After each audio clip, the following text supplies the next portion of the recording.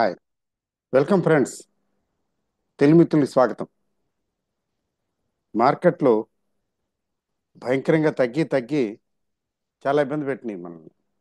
ఇప్పుడు ఈ టారిఫ్ వారు చాలా ఇబ్బంది పెట్టింది కదా. అయితే ఒక కొలిక్కి వచ్చేటట్టుగా అనిపించింది. ఎందుకంటే ట్రంప్ గారు లాస్ట్ 2-3 డేస్లో ట్రంప్ గారి వైఖరిలో విధానంలో కొంచెం మార్పు రావటమే దీనికి కారణం. దానివల్ల ఏంటంటే నిన్న అమెరికన్ మార్కెట్ నాస్డాక్ అయితే 12%, S&P అయితే 10% పెరిగాయి.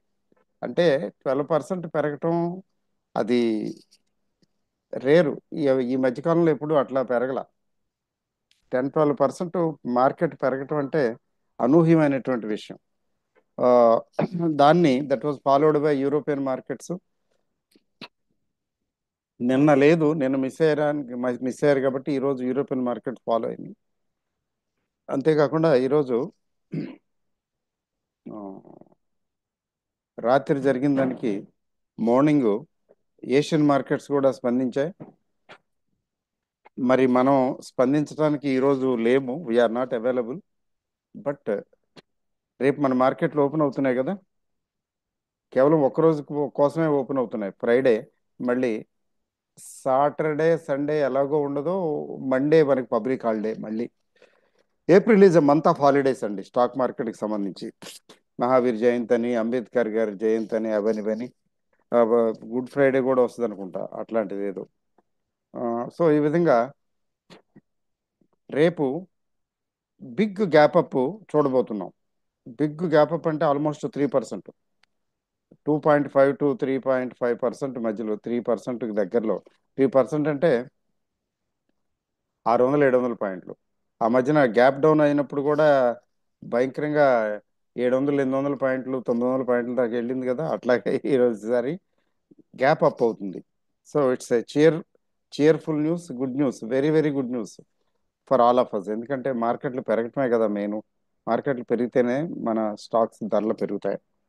So that's a good news. And actually I would like to share what I can share. Actually market నిన్నటి పొజిషన్ అయితే ఏముంది, నిన్నటి పొజిషన్లో ఏం లేదు కదా స్పెషల్గా. ఇది న్యూస్ బేస్డ్ కదా, టెక్నికల్స్ మనం చూసి ప్రయోజనం లేదు. కాకపోతే ఏంటంటే లెట్స్ గో టు మనీ కంట్రోల్కి వెళ్ళి అక్కడ వాళ్ళు ఏం చెప్తారో చూద్దాం, ఏం చూపిస్తున్నారో చూద్దాం. నిన్న జరిగిన మార్కెట్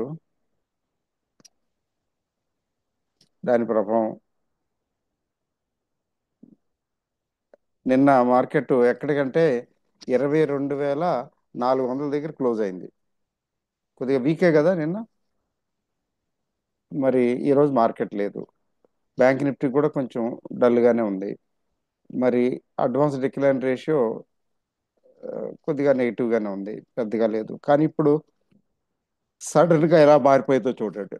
ఉం?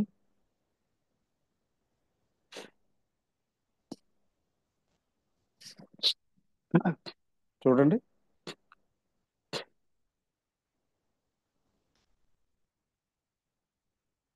నిన్న 12% పెరిగింది. ఈరోజు S&P ఓపెనింగ్ 3.75%. ఓపెనింగ్ చూడండి, 2.24%. తర్వాత డౌ జోన్స్ కొంచెం నెగిటివ్గానే ట్రేడ్ అయింది ఈరోజు ఫ్యూచర్స్. Nasdaq 2.6%, 2.7% down. అంటే నిన్న బాగా యుఫోరియాలో బాగా పెరిగిపోయిందల్లా ఈరోజు కొంచెం ప్రాఫిట్ బుకింగ్ కనబడుతున్నది. బట్ ఫైనల్ చివరి వరకు చూడాలండి. ఇది ఇప్పుడు స్టార్టింగ్ చూసి ఇంకా పడిపోతుంది లేదా పెరిగిపోతుంది అని చెప్పడానికి, కంక్లూడ్ చేయడానికి లేదు. అది ఎప్పుడో అర్ధరాత్రి మధ్యలో ఎప్పుడో క్లోజ్ అవుతుంది, 1 గంట 2 గంటలకి. ఆ తర్వాతే అది వస్తుంది. అయితే ఈలోగా ఏంటంటే నిన్న జరిగిన మార్కెట్ దీనికి, నిన్న డెవలప్మెంట్కి ఈరోజు యూరోపియన్ మార్కెట్స్ మాత్రం అప్బీట్లో ఉన్నాయి. ఎఫ్టిఎస్సి 4%, క్యాక్ 4.78%, డాక్స్ జర్మనీ 5% పెరిగి ఉన్నాయి. మన సింగపూర్ నిఫ్టీ ఇప్పటి వరకు మూడు మూడు 3% అండ్ ప్లస్ చూపించింది. ఇప్పుడు 2.7% చూపిస్తుంది అప్. అంటే నిన్న పెరిగిన దాని తాలూకు రిఫ్లెక్షన్ ఇప్పుడు ఉంటుంది కదా, ఉండాలి కదా. అంటే 600 పాయింట్లు సుమారుగా పైకి చూపిస్తున్నది. 600 పాయింట్లు పైనే చూపిస్తున్నది. 609 పాయింట్లు సింగపూర్ నిఫ్టీ. మనకి ఏ నిఫ్టీ లేదు కదా, సింగపూర్ నిఫ్టీ అంటే నిరంతరం నడుస్తూనే ఉంటుంది కదా. సో 616 పాయింట్లు సింగపూర్ నిఫ్టీ. నిక్కే నిక్కే 8% పెరిగింది. Straight times 5%, Hang Seng 2%, Taiwan 8.46%, KOSPI 6%, set composite 4%, Jakarta 4.5%, Shanghai 1.14%. ఎందుకంటే చైనాని స్పెసిఫిక్గా సింగిల్ అవుట్ చేశారు.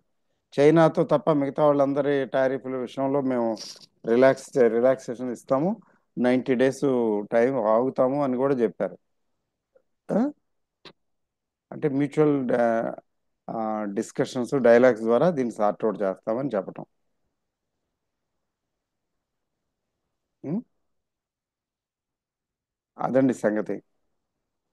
అయితే నిన్న బాగా పెరిగింది కాబట్టి ఈ రోజు కొంచెం తగ్గుతున్నది.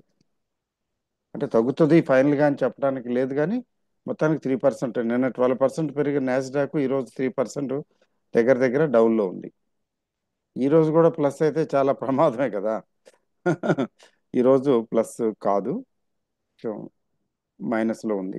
చివరికి ఫైనల్గా ఎలా క్లోజ్ అవుతుంది అనేది మనకు తెలియదు, అది విషయం. మరి గ్రాఫులు చూడొచ్చా అంటే గ్రాఫులు చూసి ప్రయోజనం లేదు.